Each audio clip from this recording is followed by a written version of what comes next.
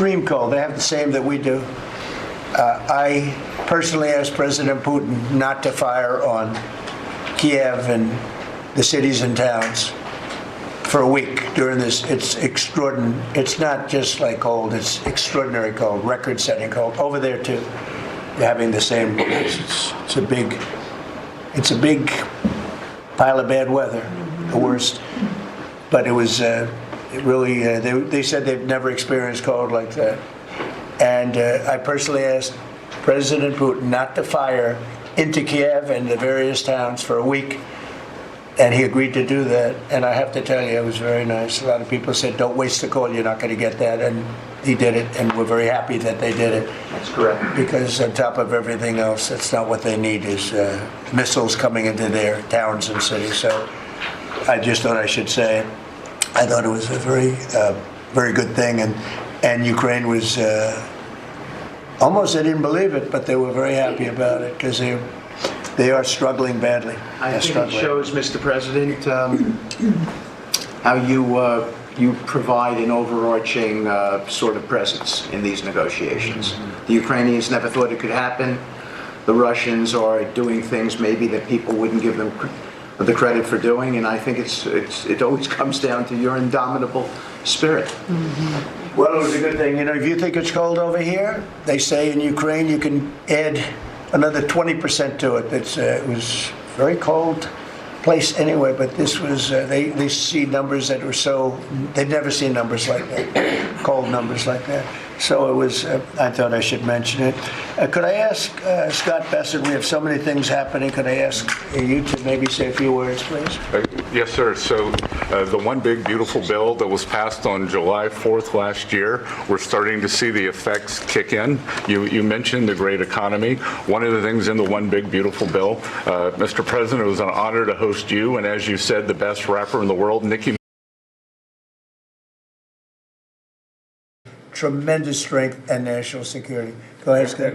Yes, sir. And the IEEPA power you used on the tariffs, as you said, we're bringing in tens of trillions of investments.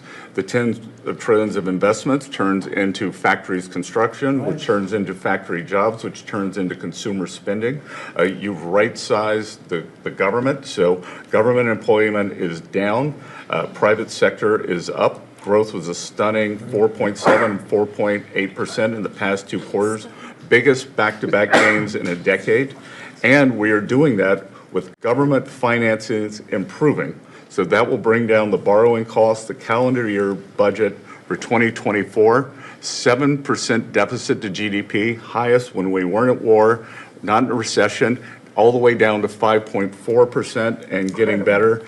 Biggest decline since 2014. Generational gains in productivity, soaring productivity. We're paying far too much interest in the Fed. The Fed rate's too high, unacceptably high. We should have the lowest, and I think you read my statement today. I put out a statement before the meeting, but we should have the lowest interest rate anywhere in the world, because a lot of these countries are successful only because of us, because we allow them to have surpluses. And without surpluses, some of the countries that you most respect financially, that you say, oh, this one, that one, this one, that one, they're successful because we allow them to have surpluses. And we could easily stop that with the powers that we have, but we don't. We took some of it, but we took really just a small portion of it compared to what we could take if we wanted to.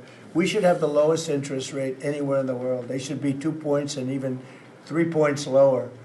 And if it was, each point is the equivalent of, I would say, $500 billion.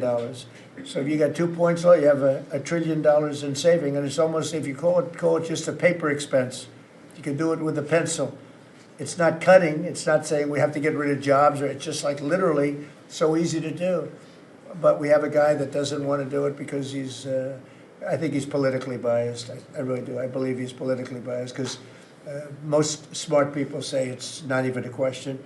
But despite that, we were able to bust through. It's like busting through a wall. We're able to bust through a wall, and we have the kind of numbers that Scott and Howard with the steel and other things talk about. What would you say, Howard, in terms of how we're doing, generally speaking? Great businessman, very successful guy, He's doing a really good job. What would you say? Well, no one, before you walked in the door, no one thought our economy could grow 2%. Fourth quarter, with the shutdown, 5.5%, and that means the first quarter, you could see the United States of America, with its $30 trillion economy, grow in the 6% range, and no one thought that was possible. That's how you get jobs, that's how you get money